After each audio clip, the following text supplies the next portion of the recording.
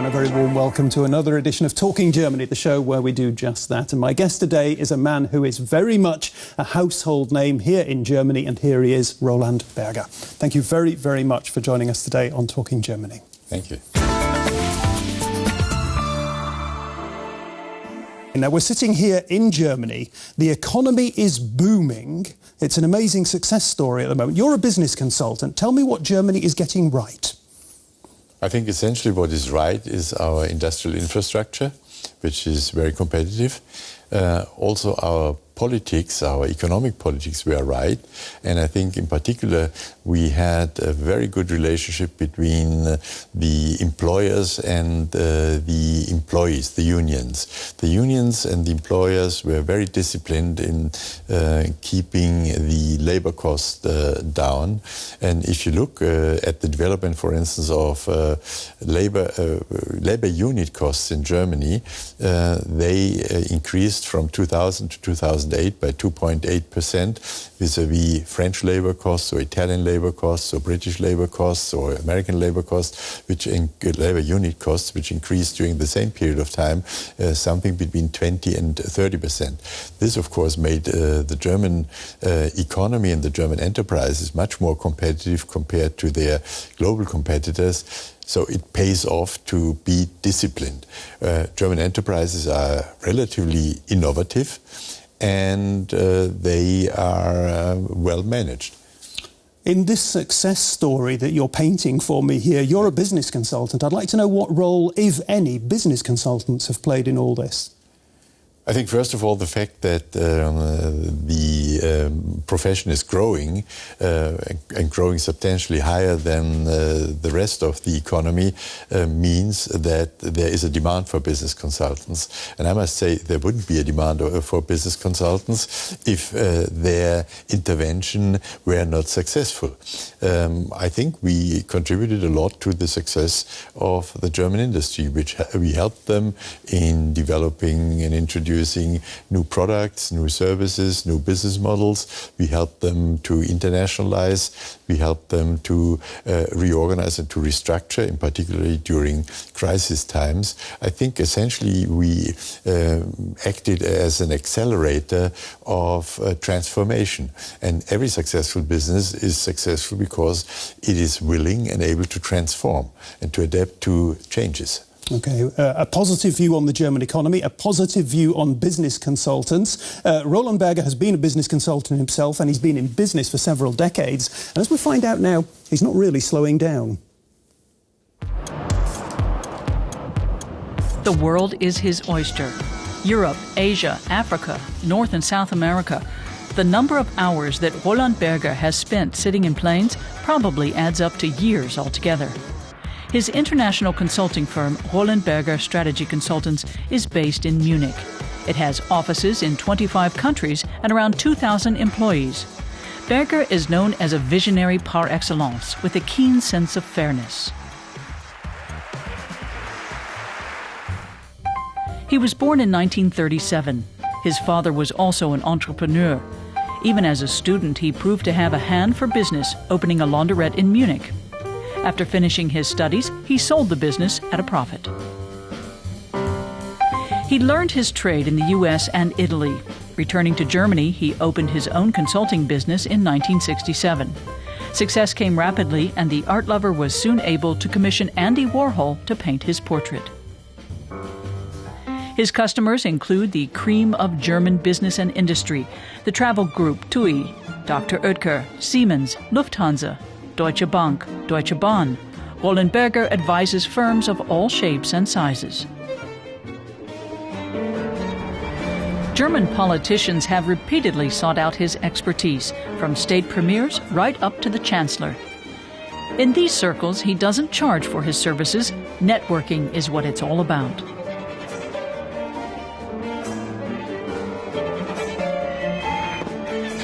Following German reunification, the consulting industry boomed. Berger helped set up the Treuhandanstalt, a trust designed to oversee the transition of industry in former communist East Germany and privatize state-owned assets. Berger earned well. His company alone privatized 900 firms, but it wasn't without controversy, as inevitably many lost their jobs in the process. Now, age 72, Berger has stepped down as chairman of his firm's supervisory board. Today, he devotes his time to his foundation, set up in 2008. The foundation works to promote equal opportunities in education, awarding scholarships to gifted children. Once a year, it also awards the Roland Berger Human Dignity Prize, endowed with €1 million. Together with his wife Karin, Berger also sponsors music and art projects. A passionate art collector, his trips always include a visit to a gallery or auction house. A global citizen with European mentality, German nationality, and Bavarian roots. That's how Roland Berger describes himself. And today, he's our guest on Talking Germany, Roland Berger. Well, Roland Berger, that is truly a fascinating life. I'd like to go back to the very beginning, if I might, to your early days, the early days of your youth. I found on your internet site the following quote: Roland Berger's childhood memories, first childhood memories, were of howling sirens, air raid shelters, and regular nightly visits to the family home from the Gestapo. That wasn't an easy start in life. Well, for sure not.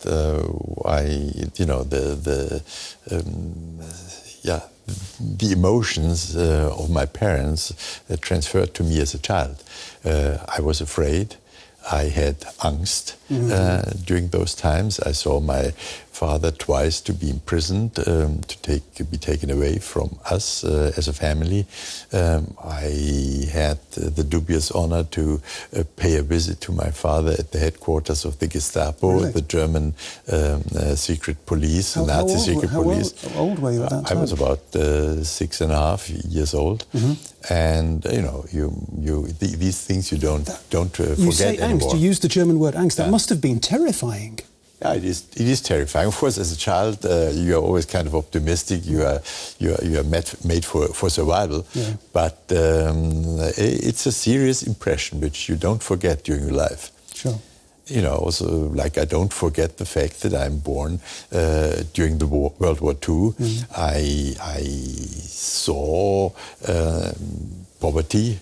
I saw also cruelties around. I remember when I lived in a small village in Bavaria, I saw 300 people being transported on trucks through our village, and I learned later on that they were shot in a wood nearby.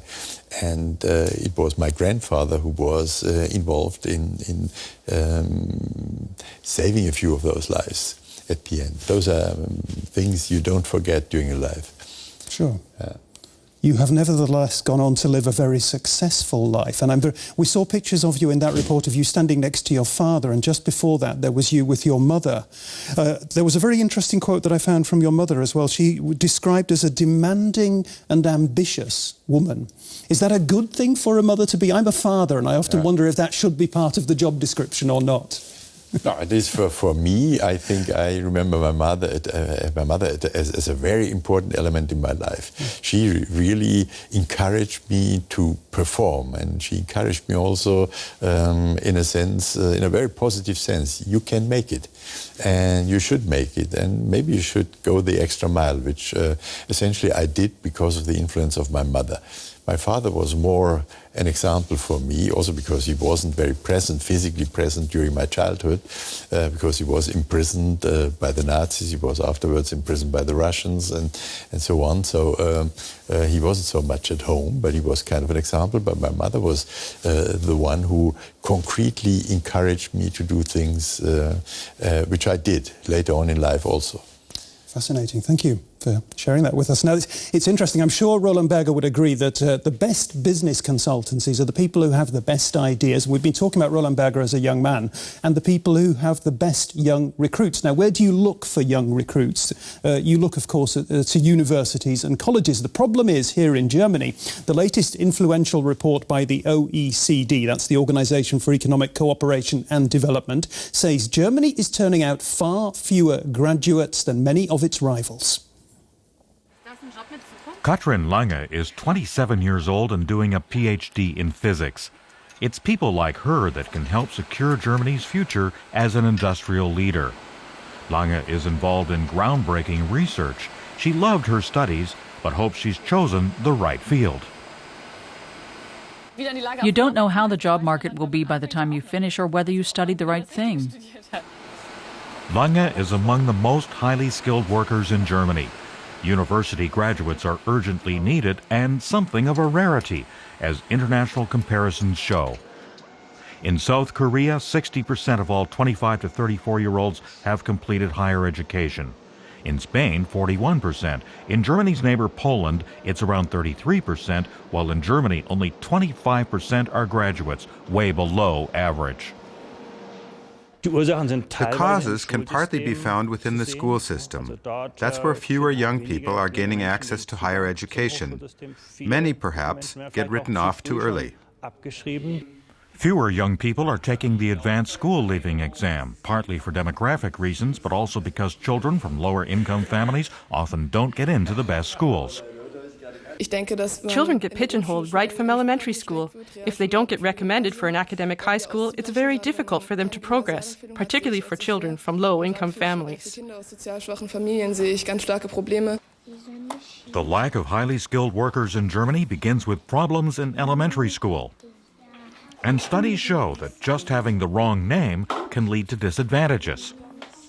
The end result, Germany doesn't have the workforce it needs, with enough highly educated people like Katrin Lange, who could probably get a job anywhere in the world.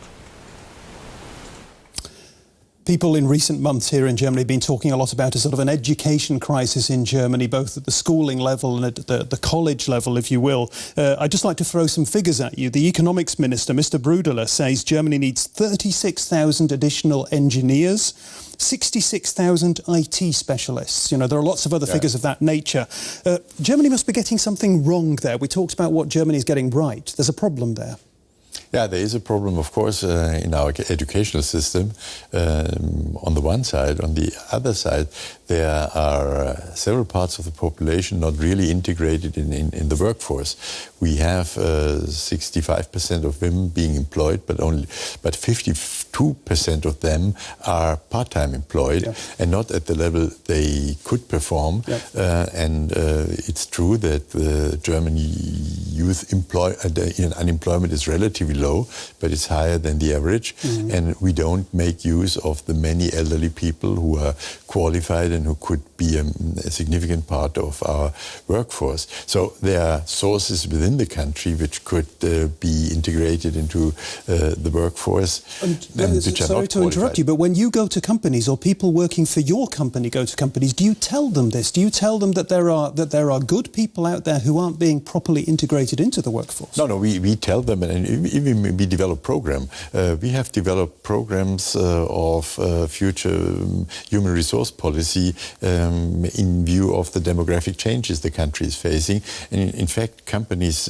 do adapt to them. For instance, Deutsche Telekom has introduced a quota for women to be part of their leadership teams. The quota is 30%, which is not easy to achieve. So changes are happening, but changes are happening too slowly. And then we have an educational system which does not give enough attention to the so-called, in Germany, MINT-Fächer, which means mathematics, IT, natural sciences and technology. And those are, of course, the basis of an industrial development of a country like Germany. Let me just ask you, I'd like to, because you're talking about integration here, is one of the words you're mentioning, and it is a big debate in Germany at the moment. There's an institute in Bonn, based in Bonn, called the Institute for the Study of Labour, and it confirms what we had in that report. It says your chances of getting a job are far worse if you have a foreign-sounding name. How can that be? That surely wouldn't happen at Roland Berger. No, it does not, but we are a global firm anyhow. Our firm is global from the beginning. But why is this happening in German companies? Why are they allowing that to happen? Yep, I think you have to go back in history. Germany essentially 30 or 40 years ago started to ask for immigrants which were of very low qualification. We essentially asked for cleaning people and not for high qualified workers. And we are still suffering from that origins. Now, many of immigrants are in the second generation, but they didn't get the kind of education which German natives have got. So I think all this has to be changed. We have really to integrate those foreigners who live in our country. We have to make sure that they speak German. We have to make sure that they get the right access to education, also to higher education, to university, and that they have really then opportunities in the labor market. This is not yet realized to the extent necessary.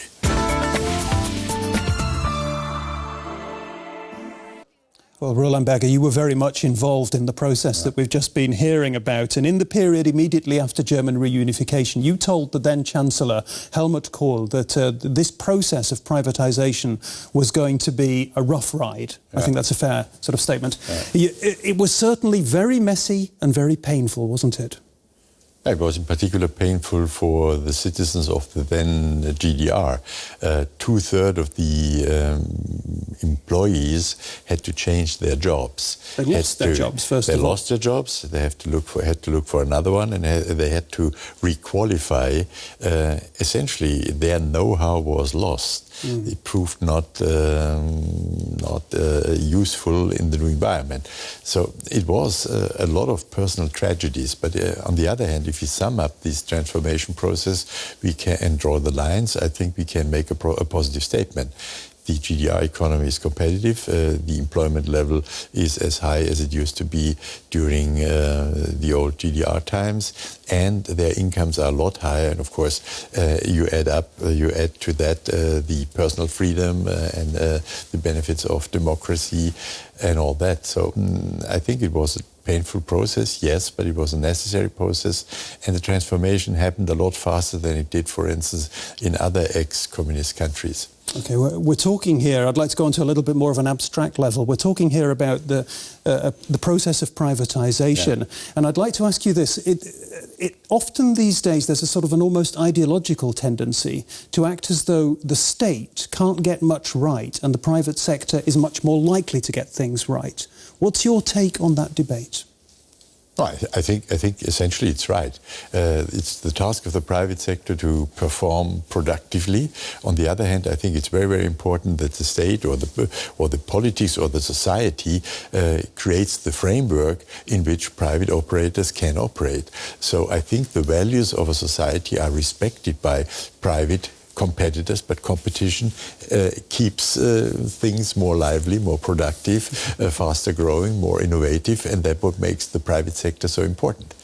That was a perfect description of what we call here in Germany the social market economy by Roland Berger then. You were, of course, born in Berlin, but your parents were Bavarians. You are a Bavarian. But what does that mean? What does being a Bavarian mean for you? I grew up in the country. I have got all my first experiences, my tradition, my friendship there. Bavaria means a great combination of tradition and progress and highest technology. I think the word of laptop and lederhosen, which was made by Roman Herzog, the German president, describes it perfectly. Bavaria is full of culture, full of tradition, full of good food, a great nature. The mixture of lakes and mountains makes life a lot easier. You find traditional architecture and modern architecture, and you find essentially a high-tech economy in Bavaria, which is a great combination for people to live. Bavaria creates a lot of opportunity, the education system is perfect, etc. I'm glad to know that the myth of the laptop and the lederhosen is still alive and well in Bavaria. Now, our Talking Germany quick quiz at the end. Two alternatives. Quick answer, please, for the Bavarian. Bavarian beer, or I know you love Italy, Italian wine. Every drink at the time, at the right time. German reunification, hostile takeover or successful merger? I would say a successful integration. Are your sympathies with the workers or management? I think I'm sympathizing with the people. Good answer. That's all we've got time for. You've been a great guest. Thank you very much. Thank you. This is a man who knows a thing or two about business. He's certainly seen it all in the world of business. He's been a great guest, and I hope you've enjoyed his company as much as I have. If you have, come back next week. Until then, bye-bye and tschüss.